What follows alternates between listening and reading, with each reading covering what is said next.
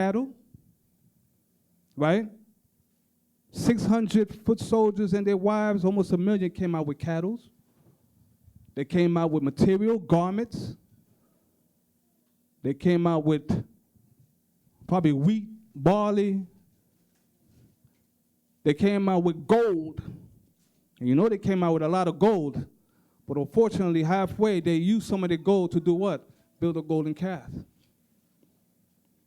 So they used a lot of their wealth for foolishness. Yeah, see that? Sound like us. We go, we serve, we work, week to week, paycheck to paycheck. We got a big television in our house. Every room have a television. Everybody driving a nice car. Mercedes, yo. I mean, I got young people calling me 20 years old talking about, yo, I'm getting a Mercedes Benz. What? You're 20 years old. You're not even a doctor or a lawyer. Don't worry about it. I got good credit. But he's getting that Mercedes Benz. So we get him insurance, right? A month later on, yo, my car got smacked. I said, yeah, you lost your Mercedes Benz. He said, man, that's all right. I'll just go get another one. It's going to take me a time, but I'm going to get another one. But not realizing you still got to pay for it. You know what I mean? Now you're in debt.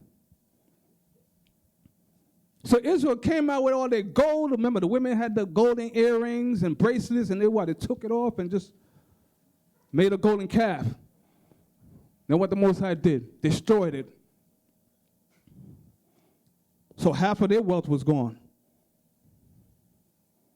So now, they don't have much to barter with, but they have their cattle. Okay? So they came out with substance, and that's what Moses saw. Let's jump to it. It's funny, we read that today. That was one of the precepts, Exodus 31. We just read it. Let's go to Exodus 31.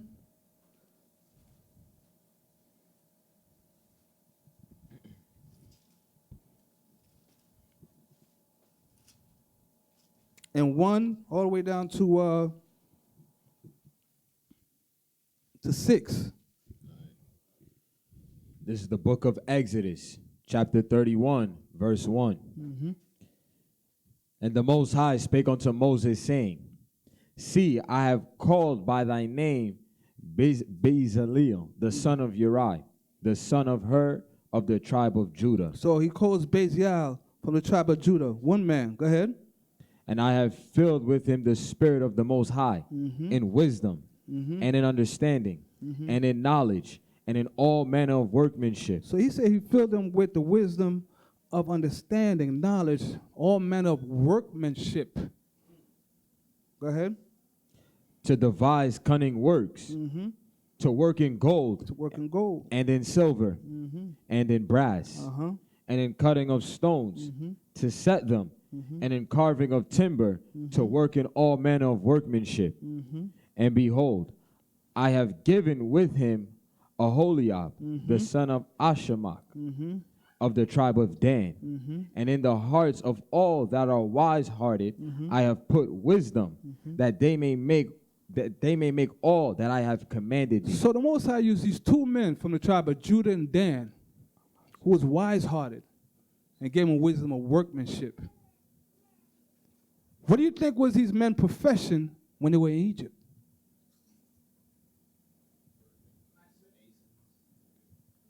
Masons, blacksmiths, carpenters.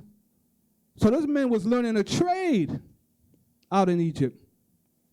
They were probably just doing the construction, building the pyramids, building all the different statues, all them idols. But they were serving. They had no choice. But at the same time, they was learning a trade. So now that they're in the wilderness, now what the Most High do? Most High gave them a high level understanding, anointing these two men to show other Israelites so he could start building his sanctuary. The Most High see now he could use these two men.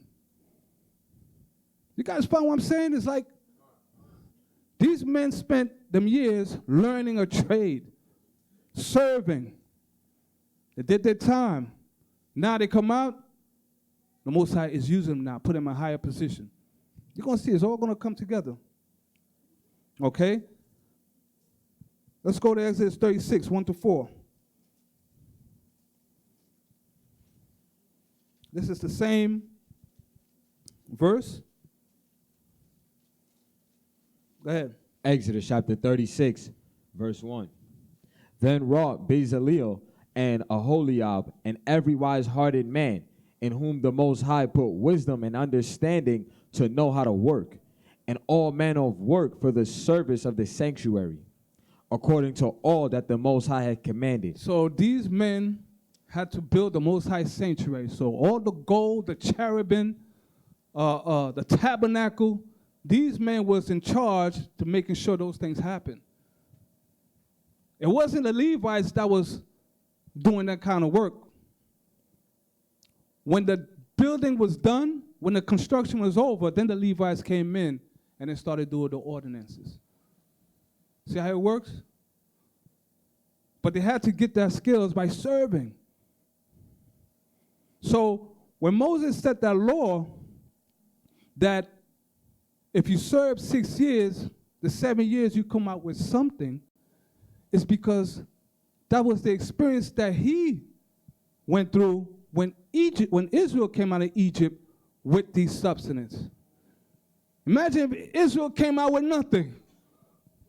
People would be killing each other, eating each other. You had nothing to bother with.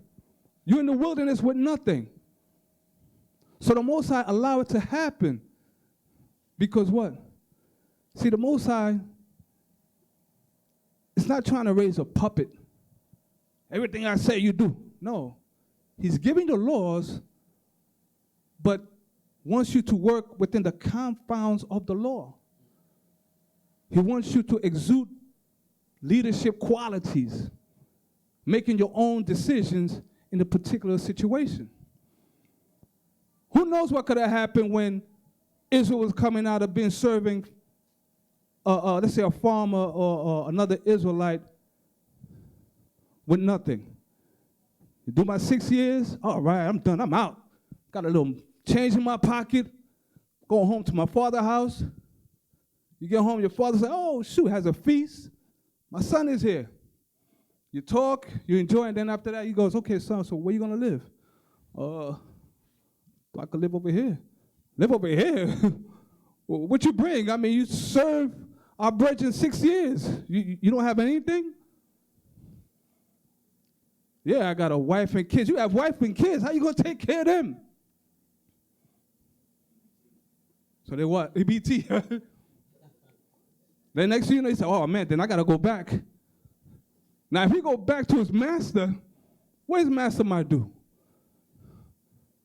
The master's going to take him and say, well, okay, well, you know what? You could come serve me, but I'm going to put an ear in your ear, and you're going to have to serve me forever.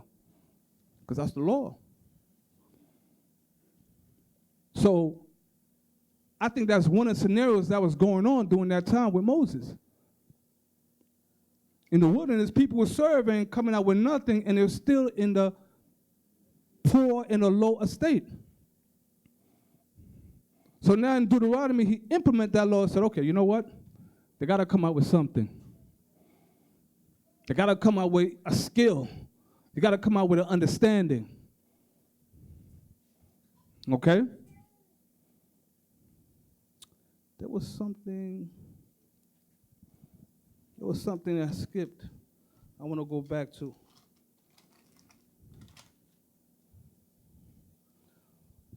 Let's go back to Leviticus 25. Establish something.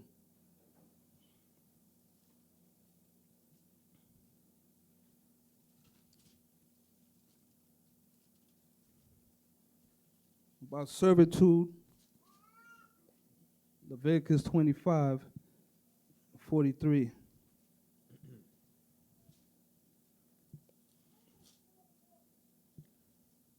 When everybody there say CONT. CONT. The book What? of Leviticus. I said 25, right? CONT. 43, right? CONT.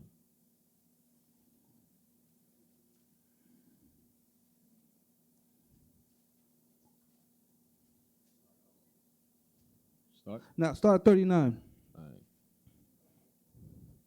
Leviticus chapter 25, verse 39. Mm-hmm. And if thy brother that dwelleth by thee be waxen poor, Okay. and be sold unto thee, thou shalt not compel him to serve as a bond servant. So he told him, thou shalt not compel the brother to serve as a bond servant. Go ahead. But as an hired servant and as a sojourner, he shall be with thee, and shall serve thee unto the year of Jubilee. Okay, so he said, hire as a servant. So now we know there's a difference between a bond servant and a servant. Con? We're going to go ahead. Verse 41. Mm-hmm. And then shall he depart from thee, both he and his children with him, and shall return unto his own family, and unto the possessions of his fathers shall he return. I said, why are you going back to his father? Go ahead. For they are my servants, which I brought forth out of the land of Egypt. They shall not be sold as bondmen. So an Israelite is not to be a bondsman, but a servant. So now we know there's a difference. Go ahead. Though shall not rule over them with rigor, but shall fear the Most High. So you should not mistreat them. Go ahead. Both thy bondmen and thy bondmaids, Okay, this is the bondmen and bondmaids. Go ahead. which thou shalt have, shall be of the heathen that are round about you. Of them shall ye buy bondmen and bondmaids. Okay, so he said the other nations that's around you, them are the bondmen and the bondwomen. Go ahead. Verse 45. Moreover, of the children of the strangers that do sojourn among you, Of the children of the other nations, the strangers, go ahead. of them shall ye buy, and of their families that are with you, which they begat in your land, and they shall be your possession. Okay, so that means that they will be our possession, Israel possession. Go ahead. And ye shall take them as an inheritance for your children after you. That means that we're going to take their children, and there'll be inheritance or bonds made for who? For our children. Go ahead. To inherit them for a possession. They shall be your bondmen forever. But over your brethren, the children of Israel, ye shall not rule one over another with rigor. So you don't do that with the children of Israel. Now, in this country, this is us. We may think that when we have children, that they really belong to us. But they know our children really don't, especially with Social Security. Because we are what? We're bondsmen to this country. Especially, well, we were once hardcore bondsmen and bondswomen during slavery, right? We were. And when we had children, what they do to their children? They take them and they what? Sell it to another family. For many years. So we've been through that. You see where they got the information? And how it was set up, this country what? Flourished. Gaining wealth through this system. I have a children, next thing you know, boom, he or she's taken away, going someplace else. Serve another family. Okay? And one point we lost that. Let's jump to 1 Kings 9 and 13. We're going to talk about Solomon. When Solomon became king, he instituted this law. Surprisingly. I was surprised. I don't know nobody else, but 1 Kings 9, 1 to 3, and then you're going to jump down to verse 19 to 22. 1 Kings. I'm there.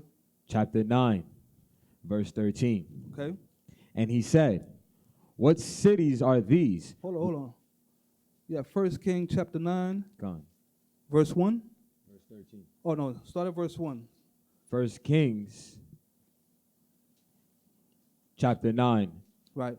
verse 1. Mm-hmm.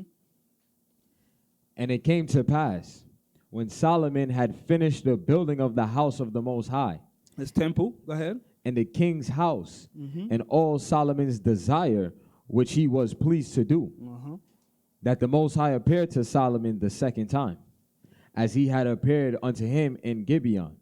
And the Most High said unto him, I have heard thy prayer and thy supplication that thou hast made before me. I have hallowed this house which thou hast built, to put my name there forever, and my eyes and my heart shall be there perpetually. So the Most High was pleased with Solomon's work. He built him his house, built a temple. Solomon started putting everything in order when he became king. They had a time period of peace. Because remember, during David, it was a time of war. But now Solomon comes in time of peace. Jump down to verse 19. Verse 19. Uh-huh. And all the cities of the store that Solomon had, and the cities for his chariots, and the cities for his horsemen, and that which Solomon desired to build in Jerusalem, and in Lebanon, and in all the land of his dominion. So Solomon had dominion over massive, massive land. Go ahead. Verse 20. And all the people that were left of the Amorites, Hittites, Perizzites, Hivites, and Jebusites, which were not of the children of Israel. So he's talking about these are the nations the Most High told Israel not to intermingle with, these specific nations. But they had a remnant of them still in the land, their children. Go ahead. Their children that were left after them in the land, whom the children of Israel also were not able utterly to destroy. Okay. Upon those did Solomon levy a tribute to bond service unto this day. So he made them bondsmen to Israel, bond servants. Continue. But of the children of Israel